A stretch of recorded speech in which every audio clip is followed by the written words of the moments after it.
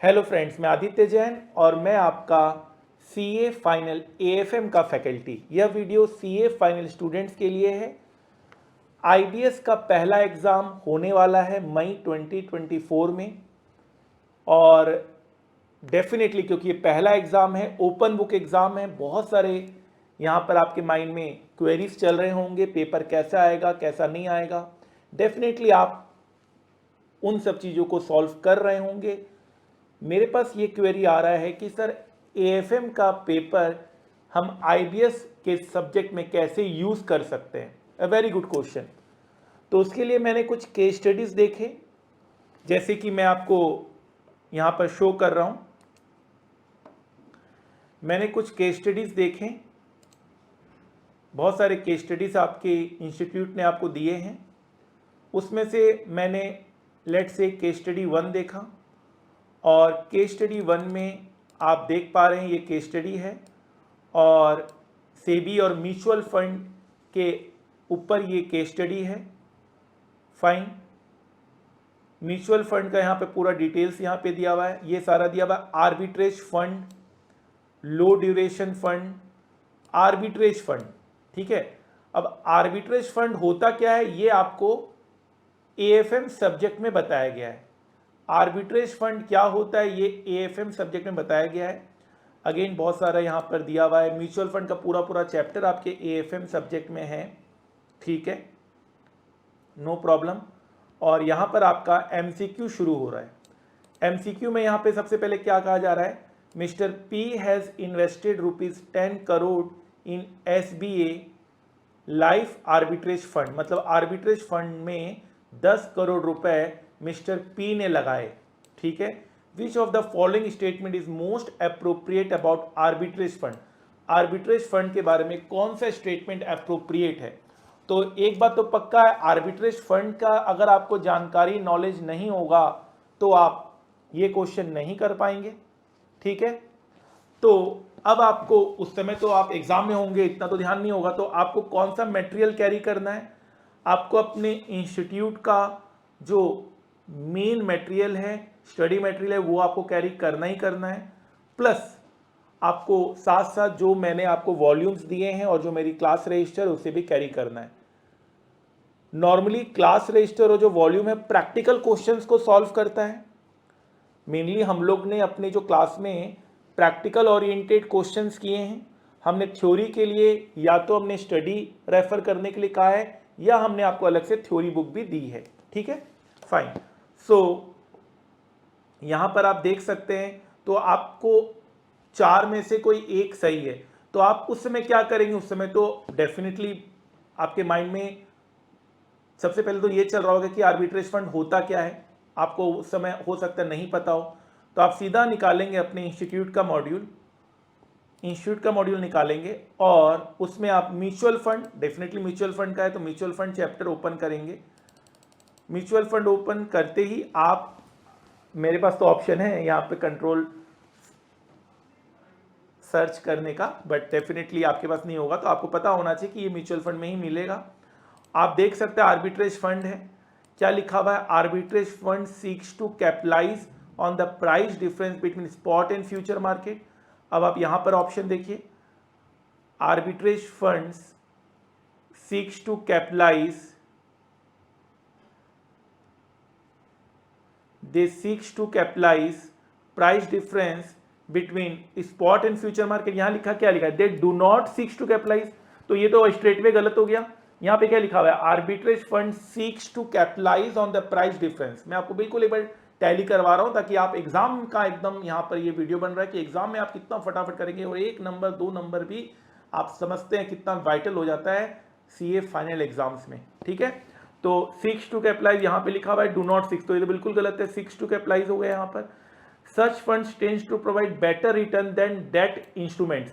ऐसे funds debt instrument से ज्यादा अच्छा रिटर्न देते हैं, ठीक है, फाइन। बेटर रिटर्न ये देता है, यहां भी लिखा हुआ है, नो प्रॉब्लम। और यहां पे साफ साफ लिखा हुआ है, this fund seeks to provide better return than debt instruments. बिल्कुल मैच कर रहा है, बिल्कुल मैच कर रहा है। और देखते हैं क्या लिखा हुआ है, बिसाइड ठीक है, सच फंड्स, ठीक है, they have lower volatility in comparison to equity, find lower volatility in comparison to equity. समझ पा रहे हैं आप क्या मैं कह रहा हूं? क्योंकि अदरवाइज आप इतने सारे आपको वॉल्यूम लेके चलना है, सबसे पहली बात तो ये तो बहुत एक हेक्टिक टास्क होगा, चलना ही पड़ेगा। ओपन बुक एग्जाम में आप कोई भी किताब लेकर जा सकते हैं, ठीक है। तो आई होप मैंने आपको बात समझा पाया। तो इसका आंसर डेफिनेटली सी होगा, इसका आंसर सी होगा। आप देख सकते हैं क्वेश्चन नंबर 1 का, आप यहाँ पर आंसर देखिए, क्वेश्चन नंबर 1 का सी आपका आंसर आ रहा है। और रेदर आप ये केस स्टडी भी प्रिंट आउट लेकर जा सकते हैं, बट स्टिल जरूरी तो नहीं कि एकदम हूबहू यही केस स्टडी आ जाएगा। मान लीजिए यहाँ लिखा हुआ है mister P invested in arbitrage fund, ऐसा तो ना होगा, हो सकता है कुछ और बोल दे, जैसे बोल दे भाई mister P invested in hedge fund, तो हेज फंड की बातें यहाँ पे आएगी। Mister P invested in cash fund, तो कैश फंड की बातें आ जाएगी। Mister P invested in ETF, तो ईटीएफ की बातें आ जाएगी। फाइन। तो मैंने क्या कहा, मैंने कहा कि आपको ये बुक लेकर जाना है। AFM के लिए आपको मैंने यहाँ पर क्या मदद हो सकती है वो बता रहा हूँ। IBS पेपर में वैसे और भी यहाँ पे टैक्सेशन की बात भी, इसी क्वेश्चन में टैक्सेशन भी जोड़ दिया गया है, इसी क्वेश्चन में टैक्सेशन भी जोड़, ये सब भी आपको यहाँ पर AFM में पढ़ाया गया है, या AFM से आपका इसका आंसर निकलेगा। सेकंड पार्ट का भी आंसर आपका AFM से निकलेगा। मैं आपको यहाँ पर अभी सॉल्व नहीं करा रहा हूँ केस स्टडीज, बस यहाँ बता रहा हूँ कैसे आप हेल्प ले सकते हैं। ये TDS की पॉइंट आ गई, तो ये TDS में हमारा AFM कोई सब्जेक्ट आपको हेल्प नहीं करेगा, टैक्स हेल्प करेगा, ठीक है। AFM में क्या मदद हो सकती है मैंने आपको यहाँ बता दिया है। अगर आगे चलकर, क्योंकि definitely time is a constant, because हम लोग AFM पे ज़्यादा कॉन्सेंट्रेट कर रहे हैं, क्योंकि AFM में हम चाहते हैं बच्चा 100 आउट ऑफ 100 लेकर आए, क्योंकि अभी हम लोग उसी में बहुत ज़्यादा बिजी हैं। अभी हम लोग उसी में इंपॉर्टेंट क्वेश्चंस, अभी मैंने list of most practical important questions मैंने इशू किया, अगर आप नहीं देखें तो प्लीज़ वो देख लीजिएगा। मैंने इंपॉर्टेंट थ्योरी चैप्टर्स के नोट्स दिए हैं सॉफ्ट कॉपी, मैंने इंपॉर्टेंट फॉर्मूलेस के नोट्स दिए हैं सॉफ्ट कॉपी। तीनों में आप एटलीस्ट, मेरा मानना है कि 50-60 नंबर आपके आराम से आ जाएंगे। बहुत छोटी छोटी पब्लिकेशन है, उसको आपको ज़रूर रेफ़र करना चाहिए।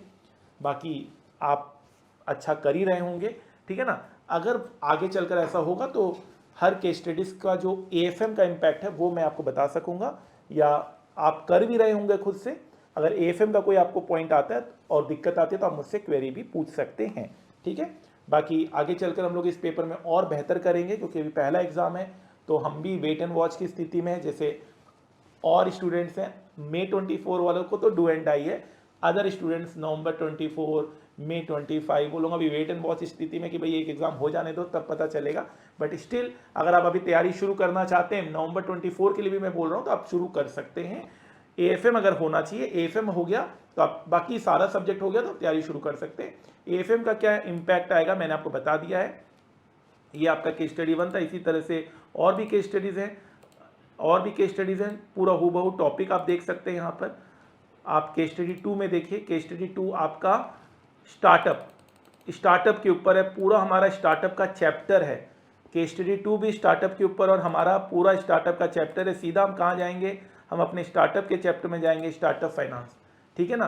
तुरंत आप इसमें जाएंगे और आपको जो थ्योरेटिकल पॉइंट है वो डेफिनेटली मॉड्यूल से होगा, क्योंकि एक एक वर्ड थ्योरी का करवाना पॉसिबल ही नहीं हो पाएगा, ठीक है ना। तो वो तो है ही, और प्रैक्टिकल आ गया तो बहुत ही अच्छी बात है, ठीक है। तो यहाँ पे अब स्टार्टअप के ऊपर पूरा क्वेश्चन है, ये सारा चीज़ आपको यहाँ बताया गया है। आप देख सकते हैं जितना भी ये सब चीज़ें, बूट स्ट्रैपिंग, ये कहाँ पे वर्ड सुना है, बूट स्ट्रैपिंग वर्ड कहाँ है, यहाँ पर है। आप देखिए स्टार्टअप फाइनेंस में बूट स्ट्रैपिंग वर्ड है, आप देख सकते हैं, आप समझ रहे हैं, तुरंत आपका क्वेश्चन सॉल्व हो जाएगा। AFM में क्या मदद होगा मैंने बता दिया है। होप अदर सब्जेक्ट्स का भी क्या मदद होगा वो आप पता कर चुके हैं। All the best. आप ग्रुप ज्वाइन कर लीजिए, अगर कोई इंपॉर्टेंट, अगर हमारे पास कोई भी इंफॉर्मेशन आता है इससे रिलेटेड तो हम आपको ज़रूर बताएंगे, आप ग्रुप ज्वाइन कर लीजिए। AFM के इंपॉर्टेंट क्वेश्चंस चाहिए आपको, लिस्ट ऑफ इंपॉर्टेंट क्वेश्चंस चाहिए तो भी ग्रुप में पोस्ट है।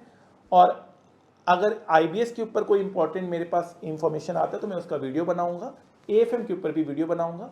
आप इस चैनल को सब्सक्राइब कर लीजिए ताकि आपसे कोई इंफॉर्मेशन मिस ना हो। All the best. May 24 में आपको जान लगा देना है और पहला एग्ज़ाम है तो एकदम इतिहास रचने वाले हैं आप लोग, और आप एग्ज़ाम मिस करने का तो बिल्कुल भी मत सोचिएगा। 6 पेपर है, आराम से हो जाएगा।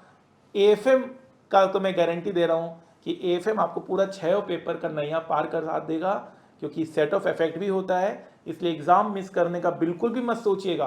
बिल्कुल भी नहीं सोचिएगा। IBS क्या पता आपके लिए एक बहुत इजी पेपर हो और सारे क्वेश्चंस आपके किए हुए हों। एग्जाम मिस करने का कोई नहीं सोचेगा। लग जाइए, जान लगा दीजिए, क्योंकि अभी नहीं तो कभी नहीं। Thank you so much. Channel को सब्सक्राइब कर लीजिए, इंपॉर्टेंट इन्फॉर्मेशन मैं आपको देता रहूंगा। IBS के ऊपर ही मेरा वीडियो था। आई होप AFM आपको काफ़ी मदद करेगा, और आपको क्या कैरी करना है एग्जाम हॉल में वो भी मैंने बता दिया है। और भी कोई बात होगी तो मैं आपको बताता रहूँगा। Bye bye.